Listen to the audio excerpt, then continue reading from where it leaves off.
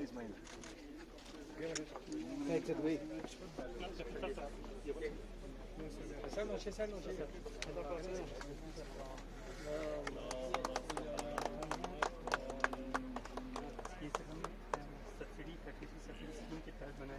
इसका टोटल लागत 17.48 लाख है सर। इसमें से 13.11 लाख अपार्टमेंट में दिए है सर और 4.37 लाख सोसाइटी खुद का शेयर है सर। इसमें इंक्लूडिंग एक मिल्क वैन भी है सर। मिल्क वैन जो हम विलेज लेवल से कलेक्शन करके मिल्क हर एक डोर टू डोर कलेक्शन करके ले जाते हैं, फिर वो कलेक्शन करके प्रोसेस करके आगे मार्केट में डोर टू डोर जाके मिल्क कलेक्ट करेंगे। अच्छा, कलेक्शन वाइज सप्लाई गीजर लगा हुआ है। अच्छा,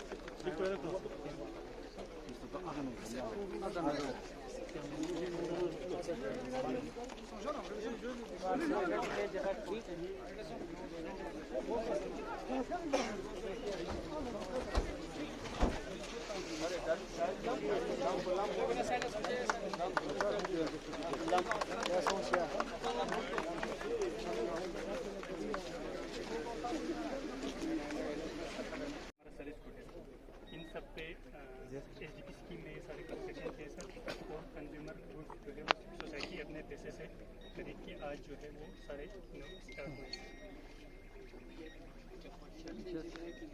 नहीं सर, ये सर यूनिट पे लगेंगे सर। जी जी सर।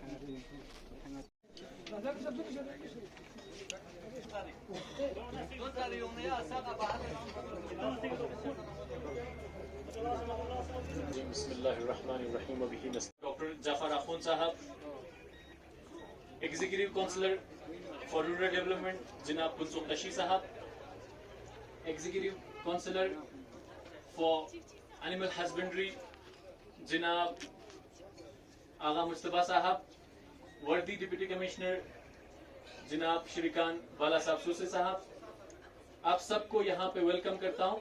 खासकर ऑनरेबल एलजी साहब को। जब मैं पहली बार एलजी साहब के पास गया था, एलजी साहब ने एक चीज पूछा था, हमसे मिलके आपको कैसा लगा, क्या आपको लगता है कि कुछ काम होने वाला है? मैंने एक चीज बताया था कि सर काम बने ना बने आपसे मिलके मजा आता है, क्योंकि इस एज में जो एनर्जी है, शायद पहले जो आपका बैकग्राउंड रहा है उससे आपकी इतनी एनर्जी नहीं, तो इस एज में इतना एनर्जी नहीं दिखता है। तो आज आपका वेलकम कर सोसाइटी की तरफ से और हमारे फरूना विलेज की तरफ से, हमारे पूरी कंस्टिट्यूएंसी की तरफ से। और मैं पहले शुक्रिया अदा करता हूं कोऑपरेटिव सोसाइटीज का। तकरीबन 43 मिल्क सोसाइटी से कारगिल में, जिनमें से 8 सोसाइटीज तो बहुत ज्यादा अच्छे कर रहे हैं, तकरीबन 23,000 litres milk per day per month collect करते हैं। और हमारे सुपरमार्केट्स भी, कंज्यूमर रिटेलर शॉप्स भी इन लोगों ने ओपन किए हैं अलग अलग जगह। और एक बहुत अच्छा काम कोऑपरेटिव सोसाइटीज डॉक्टर जाकिर साहब की क़यादत में जो कर रहे हैं, वो हमें लगा यहाँ ऑर्गेनिक फार्मिंग की तरफ जो लेके जा रहे हैं। तकरीबन 80% फर्टिलाइजर प्रोवाइड करते हैं, ऑर्गेनिक फर्टिलाइजर पे सब्सिडी प्रोवाइड करते हैं। ये बहुत ही अच्छा पहल हो रहा है यहाँ पे, क्योंकि पहले केमिकल फर्टिलाइजर्स हमारे यहाँ ज्यादा इस्तेमाल होता था, लेकिन अब केमिकल फर्टिलाइजर से निकल के हम ऑर्गेनिक फर्टिलाइजर्स की तरफ जा रहे हैं। Kudos to you, can we claps for them. अब मैं ज्यादा वक्त ना लेते हुए अपने कंस्टिट्यूएंसी के कुछ मुद्दों की तरफ आते हैं, जो इंशाल्लाह मेमोरेंडम में ऑनरेबल एलजी साहब के साथ एलजी साहब को सबमिट कर दूंगा। इसमें सबसे पहले हमारे कुछ इश्यूज हैं। पहला इशू है हमारा कंस्ट्रक्शन ऑफ लसर टनल। पहले भी ऑनरेबल सीसी साहब ने आपके गोशनशीन किया। लसर टनल हमारे फरूना से, खुम्बुथांग से दंदल की तरफ, जसगोन की तरफ हार्डली 2.5 या 3 किलोमीटर का रास्ता है। अगर ये टनल खुल जाए तो सबसे पहले तो स्ट्रेटेजिकली इसका इम्पोर्टेंस बहुत ज्यादा है। हमारे ब्रिगेडियर हेडक्वार्टर जो जसगोन में है और हेडक्वार्टर खुम्बुथांग में है, इन दोनों का मिलाप हो जाएगा, साथ ही साथ डिस्टेंस काफी कम हो जाएगा और सांकू सब डिवीजन और द्रास सब डिवीजन का आपसी एक मिलाप हो जाएगा, रोड काफी सेफ हो जाएगा। इसी के साथ एक रखे हुए हैं रिमॉडलिंग ऑफ होम्बुथांग कनाल। होम्बुथांग कनाल हमारे बहुत पुराना एक कनाल रहा है कि जिसका पर्पस था मिंजी तक पानी ले जाने का, लेकिन फिलहाल डिफंक्ट है। हम चाहते हैं इसका रिमॉडलिंग करके इस कनाल को फंक्शनलाइज करें। और तीसरी चीज हमारी जो है वो upgradation of middle school Faruna to high school, इसके प्रोसेस ऑलरेडी चले हुए हैं। ऑनरेबल एलजी साहब की रिकमेंडेशन से काफी प्रोसेस चले हुए हैं और हम चाहते हैं कि बस ये ग्राउंड पे आ जाएं और हम एडमिशंस दे पाएं, क्योंकि हमारे फरूना के आवाम बहुत ज्यादा सफर करते हैं, काफी दूर है सलिसपुर से भी और काफी दूर है लंकर से भी। तो यहाँ के बच्चों को पढ़ने के लिए, आगे बढ़ने के लिए, आगे शिक्षा हासिल करने के लिए जरूरत है इस स्कूल को अपग्रेड करने की। इंशाल्लाह हमें आपसे भरपूर तवक्को है कि आप इस पे जरूर नजर फरमाएंगे, क्योंकि आपने पहले भी रिकमेंड किए हैं, तो आप इस पे नजर फरमा के इसको अपग्रेड करेंगे, जल्दी अपग्रेड करेंगे। और चौथी चीज हमने रखा था upgradation of high school Salispur to higher secondary level, उसके लिए भी आपके पास रिप्रेजेंटेशन गए हुए हैं, इंशाल्लाह आप इस पे नजर फरमाएंगे। And creation of medical aid centre at Khachan. हमारे खाचन में अभी भी मेडिकल फैसिलिटीज नहीं है, फरूना से भी दूर है और बाकी जगहों से भी दूर है। तो वहां हम चाहते हैं छोटा सा मेडिकल सेंटर खोलें, मेडिकल एड सेंटर खोलें, जिसपे वहां के लोगों को सहूलियात मिल जाए। और एक इम्पोर्टेंट चीज ये भी है कि हमारे फरूना की जमीन तकरीबन 230 एकड़ से ज्यादा जमीन हमारे आर्मीज के पास है, लैंड होल्डिंग्स हैं, उनका रेंट मिलता है लेकिन रिवाइज नहीं हुआ है, पिछले कई डेकेड से ये रिवाइज नहीं हुआ है। तो हम चाहते हैं कि इसका रिवीजन हो और हमारे ऑर्डिनेंस में, सप्लाई में, एमईएस में हमारे लोकल लोग कम होते हैं, वहां पे जो परमानेंट पोर्टर्स होते हैं उसमें हमारे लोकल लोग शामिल हो जाएं, ताकि लोकल लोगों का रोजगार बढ़े। और एक चीज सर, यहाँ पे पिछली बार फ्लडिंग हुआ था, उसमें मैंने कल पास्ट हमारे तहसीलदार से भी बात की, पास्ट जो भी थे जिन्होंने फाइल सबमिट किया था उनसे भी बात की। तो हम चाहते हैं, यहाँ पे बहुत फर्टाइल लैंड्स थे हमारे फरूना के, वो फर्टाइल लैंड्स फ्लड के जद में आके दब गए थे। तो उनके क्लियरेंस पे भी मैं डीसी साहब के सामने भी रखना चाहूंगी कि उनके क्लियरेंस पे अगर काम करें एनडीआरएफ से या कहीं से अगर फंडिंग प्रोवाइड करके वो लैंड थोड़ा क्लियर करें, क्योंकि यहाँ पे लोगों को बहुत दिक्कत हुआ है, लोगों की काफी लैंड दबे, नियर अबाउट 2000 कनाल से ज्यादा लैंड यहाँ पे दब गए पिछली बार फ्लडिंग में। बस मैं आपका वक्त ज्यादा नहीं लेते हुए आपको वेलकम करते हुए आपका शुक्रिया अदा करता हूँ। बहुत बहुत शुक्रिया, thank you so much. Honorable Chief Executive Councillor जनाब doctor Jafar Ahmad sahab, chief executive councillors, executive councillor cooperative department, honourable deputy commissioner, आज के इस खास मौके पर मैं अपनी तरफ से और डेयरी कोऑपरेटिव सोसाइटीज की तरफ से सबसे पहले हमारे मुहतरम मेहमानों को खुशामदीद कहता हूँ। आप सबका यहाँ शिरकत करना हमारे लिए फख्र और इज्जत की बात है। हम दिल से आप लोगों का शुक्रिया अदा करते हैं कि आप लोगों ने अपना कीमती वक्त निकालकर इस इनॉग्रेशन तकरीब में शिरकत की।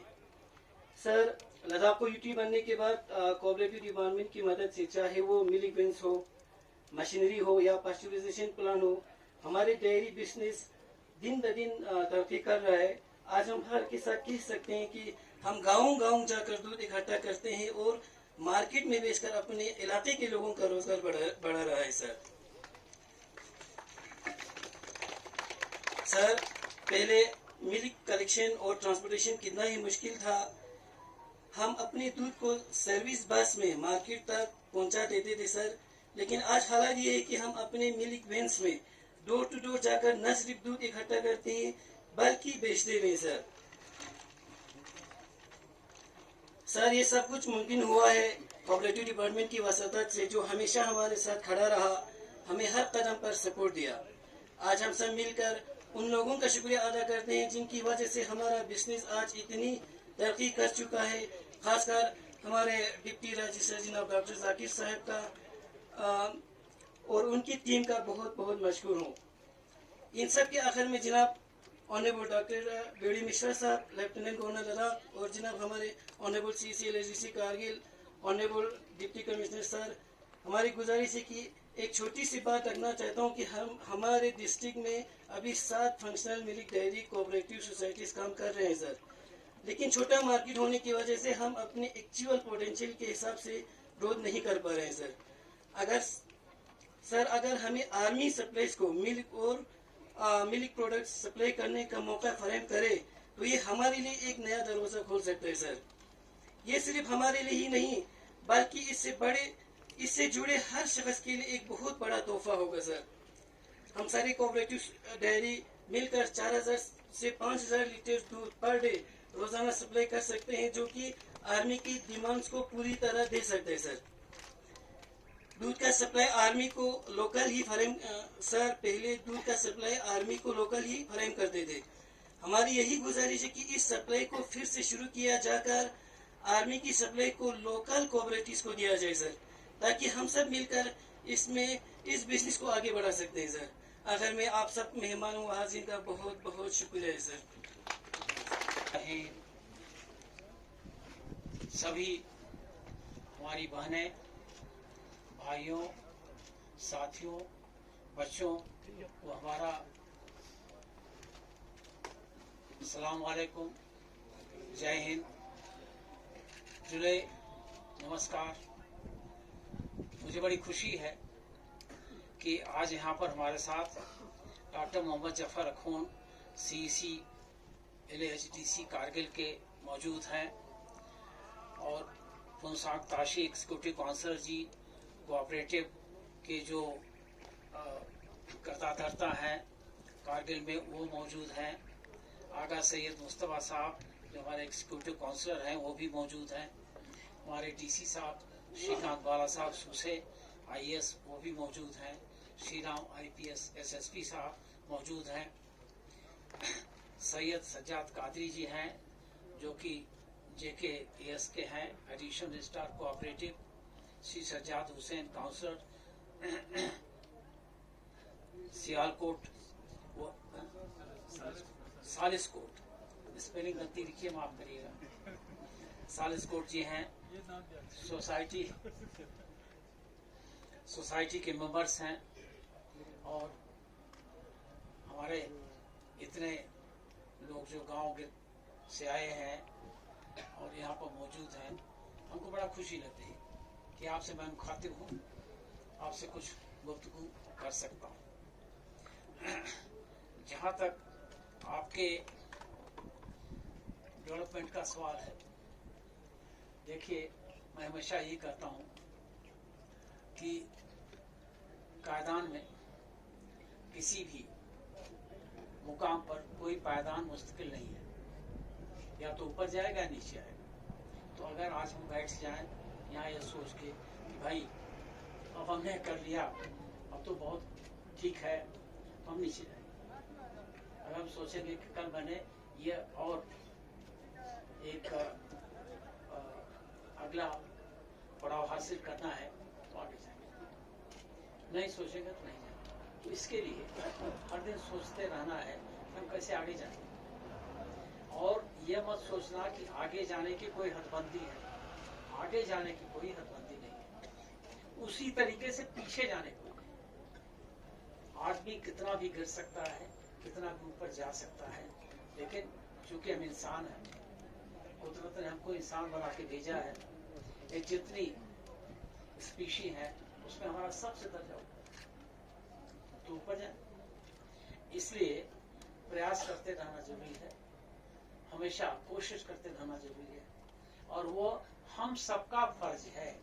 मत सोचना कि डॉक्टर अखून साहब करेंगे या ताशी जी करेंगे या फिर हमारे मुस्तफा साहब करेंगे, ऐसे मत सोचो। कोऑपरेशन ये एक आपस में मिलजुल के आगे बढ़ने का तरीका है। जब आपको जब ये मैसेज मिल जाएगा, आपको ये इत्तला मिल जाएगी, तो आपकी सोसाइटी आगे जाएगी। जब तक इस तरह पर हम काम नहीं करते हैं, बढ़ना मुश्किल है। अब जहां तक ये आपके मसाइल का सवाल है, ये जो लसाड़ टनल है ये क्यों रुका है नहीं पता, हमको नहीं पता, पहली बार मैं इसको समझ रहा हूँ। तो मुझे देखो दोस्तों, अब हिंदुस्तान गरीब नहीं है, अब हम गरीब नहीं है, अब हमारे पास पैसे की कमी नहीं है। अब मोदी जी हमारा लीडर है, वो कहता है आगे बढ़ो भाई, हम मदद करते हैं, उसके लिए सब बराबर, यहाँ भी हो वहां भी हो वहां भी हो। तो ये क्यों रुका है नहीं पता, मैं इसका दरियाफ्त करूंगा इसके बारे में, और जो इसमें ये हिचकिचाहट आ रही है, अड़चने आ रही हैं, उसको हम कोशिश करेंगे हटाने की। दूसरा, ये जो रीमॉडलिंग ऑफ खोमथांग कैनाल है, पता नहीं इसके बारे में हमको नहीं पता, हमको एक्सपर्ट से पता करना पड़ेगा। हम देखते हैं कि हम क्या कर सकते हैं। दो चीजें होती हैं जो हुकूमत तो नहीं कहेंगे, जमहूरियत है, तो जो दो चीजें होती हैं कि ये जो करने वाला है, जिसको ये कोई अख्तियार मिला है, वो क्या कर सकता है क्या नहीं कर सकता है, क्या वो कर सकता है क्या दूसरे से करा सकता है, तो वो मैं पता करूंगा। क्योंकि कई ऐसी चीजें हैं कि चाहते हुए भी अख्तियार नहीं चलता है कि हम कर दें, लेकिन अगर इरादा नेक है तो काफी चीजें उससे, काफी मसाइल उससे सॉल्व हो जाते हैं, सुलझ जाते हैं। अपडेशा मिडिल स्कूल, और इसमें अगर पोस्ट क्रिएशन नहीं है, क्योंकि पोस्ट क्रिएशन मेरे जो हमारा जो अख्तियार का दायरा है ना, उसके आगे आता है, तो हमको किसी के पास जाके कहना पड़ता है, फिर वो कहता है कि मेरे पास 28 स्टेट हैं और 8 यूनियन टेरिटरी हैं, मिश्रा जी तो एक है, हम क्या करें। तो उसको भी एक वो उसमें सवालिया निशान बन जाता है उसके सामने कि हम क्या करें। तो जब कहीं सवालिया निशान बनता है तो वो भी उसके हाथ जो है वो थम जाते हैं। तो लेकिन फिर हम देखेंगे मेडिकल, मैं आप लोग सबको बताना चाहता हूं, मैं डॉक्टर साहब से बता रहा था, मुझे हमारा यहाँ का बच्चा, यहाँ की बच्ची, वो डॉक्टरी पढ़ा हुआ मिलना चाहिए। जब वो बच्चा हमको मिल जाएगा तो हमारी जो सेहत की जो दिक्कतें हैं वो वही दूर करेगा। फिर डॉक्टर साहब से मैं ये कहा कि एमबीबीएस करने के बाद मत बुलाओ उसको, बोलो तू बेटा पीजी करके आ, बिटिया पीजी करके आ। तो 6 साल में हमको लगता है कि शायद ऐसी उम्मीद बने कि हमारा बच्चा ही हमारे लोगों को देखभाल कर रहा है, उसको ये भी मालूम है कि क्या प्रॉब्लम है, ये बीमारी क्यों आई, इसका इलाज क्या है। तो ये थोड़ा सा टाइम लगेगा, और इसमें मैं ये भी कोशिश कर रहा हूँ कि जो बच्चे हमारे यहाँ जाते हैं, तो है क्या कि बच्चा एक बार हमारे लद्दाख से निकला, दिल्ली गया, फिर वो उसका थोड़ा पहाड़ पर आने का मन नहीं बनता है। फिर मैं कोशिश कर रहा हूँ कि नहीं भाई तू आ, यहाँ 5 साल कर, फिर तेरी मर्जी। तो 5 साल तो हम उससे अपनी थोड़ी समस्याओं को, कठिनाइयों को उससे सॉल्व कराए। तो ये जो मेडिकल वाला है, ये हम कोशिश कर रहे हैं। अभी मैंने ओपन इंटरव्यू कर दिया कि डॉक्टर आए, इंटरव्यू हुआ, उसको 2.5 लाख रुपए तनख्वाह दे दिया, चल भाई काम कर। वहां तक हम कर रहे हैं आगे। लेकिन फिर भी चूंकि ये हाई एल्टीट्यूड है, तो आने वाले हमारा आईएएस अफसर भी नहीं रुकना चाहता। हमने तो श्रीकांत को रोक रखा है, इसको तो हम जाने नहीं दें। लेकिन दिक्कत क्या है कि यहाँ आया, छुट्टी ले लो, चले जाओ, टेम्पररी ड्यूटी बना लो। तो मैं उसका भी बंदोबस्त कर रहा हूँ। लेकिन जरूरी यह है कि जिसकी दिलचस्पी हो वो बंदा यहाँ आए, काम करे। तो फिर उसका भी गुजारा है, हमारे लोगों का भी गुजारा है। ये जो लैंड रेट वाला है, ये मैं पता करूंगा, क्योंकि ये जो लैंड रेट है आर्मी भी नहीं करती है। आपको मैं बताना चाहूंगा, ये आर्मी में एक विभाग है डिफेंस स्टेट को जो कंट्रोल करते हैं, तो directorate of defence state management, वहां पर भी कोई बैठे हुए हैं। वो आर्मी जब कहती है तो वो कहते हैं अच्छा ठीक है बताओ। इसको मुझे तजुर्बा है, क्योंकि मैं जब गवर्नर था 2017 में अरुणाचल में, तो हमारे एयरफोर्स के लिए रेंज चाहिए था ऊंचाई पर 12,000 फीट। अब उसको मैंने बड़ी मेहनत से लिया। फिर डिफेंस स्टेट वालों उसका भाई किराया दे। अब उन्होंने कहा साहब किराया तो हम महीने महीने देंगे। फिर नोटिस आ गई उसकी कि साहब किराया अब हम महीने नहीं देंगे, अब हम किराया साल में देंगे। अब जिनकी जमीन थी उनको दिक्कत हो गई, उनको शुभ हो गया कि ये तो सुबह की बात है, शुभ हो रहा है, डाउट हो रहा है। तो ये मैं देखता हूं कि कहां पर ये जो बस्ता खामोशी है ना, वो कहां पर बस्ता खामोशी है, कहां टिकी है, तो उनको बस्ता खोलना पड़ेगा। हम देखेंगे उसको। ये टूरिज्म, आज मैंने इतनी खुशनुमा जगह देखी, इतनी अच्छी जगह देखी, तो वहां पर बंदा अगर मान लो गुजरात से आ गया या मेरे जहाँ का मैं लखनऊ से आ गया, इलाहाबाद से आ गया, तो वो तो बाग हो जाएगा। तो ये इसका डेवलपमेंट बहुत जरूरी है। तो मैंने कुछ आइडिया दिया है, अखुन जी को दिया है और बाला साहब को दिया है, और उस पर काम करें। और जो होटल हैं दिल्ली में, जो लोग या टूरिस्ट एजेंसी हैं जो बुक करते हैं, उनसे कॉन्ट्रैक्ट 10 कमरे बनाए, 10 कमरे से कम नहीं होगा, और वो हाई एंड रखें। ये नहीं कि हम 50 रुपए 100 रुपए वाला किराया, हम ऐसा रखें कि जिसमें जावेद अख्तर आए, बैठ के और अपनी नज़म लिखे, या फिल्म की उसमें कहानी लिख दे। तो एक कहानी लिखी उसने 10 दिन में, उसको 2 करोड़ रुपए मिला, तो हमको 5 लाख रुपए देने तैयार हो। तो हम ऐसी दिमाग अपना ऐसा इस्तेमाल करें।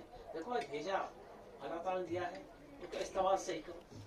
तो कुछ ऐसा मैं सोच रहा हूँ। अब देखो कहाँ तक ये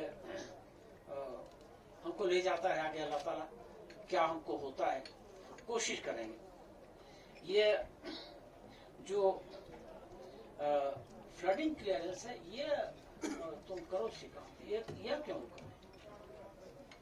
इसका तो कोई इसमें हमको नहीं लगता है कोई प्रॉब्लम होना चाहिए। ये तो प्रायोरिटी पर करो। अब ये कह रहे हैं कि 2000 करें, 2000 तो अब ये 2000 कैनाल अगर 4 साल तक मान लो ये मलबे में दबा रहा, तो हमारा भाई बहन क्या करेगा भाई? अब इसके लिए जो भी खर्चा हम कर देंगे। इस पर क्या कोई ये ऐसा रॉकेट साइंस थोड़ा ना है, बुलडोजर लगाना है, जेसीबी लगाना है, करो। तो इसको करो। ये एक आप वसूल तय कर लो कि जो लैंड है, जो लैंड कास्ट हो रही है, और वो लैंड मान लो छुप गई किसी ये हाँ किसी भी वजह से, उसको रिट्रीव करना प्रायोरिटी, जितना जल्दी करो अच्छा, क्योंकि वो आदमी सफर कर रहा है, कहाँ जाएगा? तो ये शिकान कब तक होगा?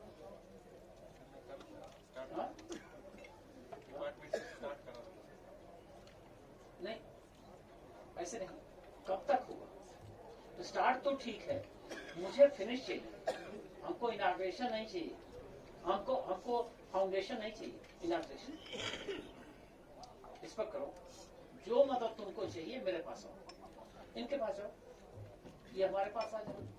लेकिन जो मलबे में जमीन दब जाए और वो उपजाऊ जमीन हो, जो काश्त हो सकती है, उसको रोकना ये तो गुनाह है। तो इसको आप करें। लेकिन अब हमको ये लोकल सप्लाई का मामला आता है, मिल्क का।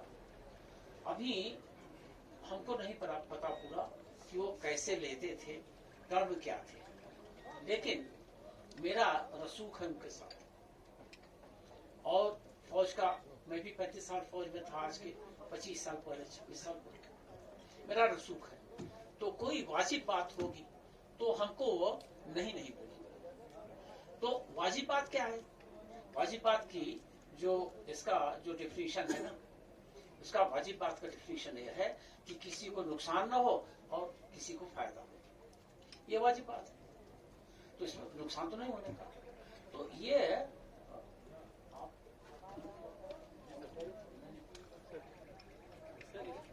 कहाँ है कर्नल? हाँ, ये आप कोर कमांडर से भी बात करें। हम चलते हैं। तो ये कौन सी ब्रिगेड है? तो मलिक साहब का। तो हम देखेंगे, कोशिश करेंगे कि जितना जल्दी हो सके सप्लाई का। लेकिन एक उसमें बात है, वो मैं आप लोगों को ये उसके बारे में थोड़ा सा एक आगाह करना चाहता हूँ, बताना चाहता हूँ। देखो, आर्मी का जो जवान है ना, सुबह उठा तो चाय चाहिए, फिर ब्रेकफास्ट चाहिए, उसके बाद लंच आ गया, फिर उसके बाद डिनर आ गया, कहीं दही दिया, कहीं उसको दूध दिया, चाय में दूध डाला। अगर उसको एक दिन नहीं मिलेगा तो कहेगा कि लेफ्टिनेंट गवर्नर ने हमारा गला काट दिया।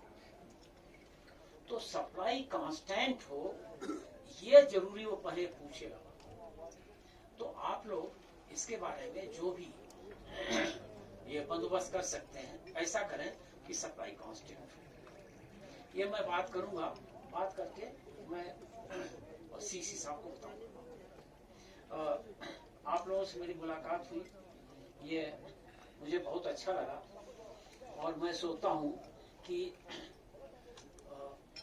आप लोग इतने दूर दराज के इलाके में बैठे हुए हैं, अल्लाह ताला ने इतनी अच्छी वादी दी है आपको। ये गर्मियों में तो ये जन्नत लगती है, जन्नते फिरदौस जो साथ साथ हमारा है, उसमें तो वो आपका मुकद्दर है। और मुझे लगता है कि उसको आप ऐसा इस्तेमाल करें कि आपकी खुशहाली उससे बढ़े। ये मेरी दुआ है, दुआ करता हूँ। और आप लोग आगे बढ़ें, सब खुश रहें, सब हेल्दी रहें, ये मैं विश करता हूँ। Thank you. जय हिंद।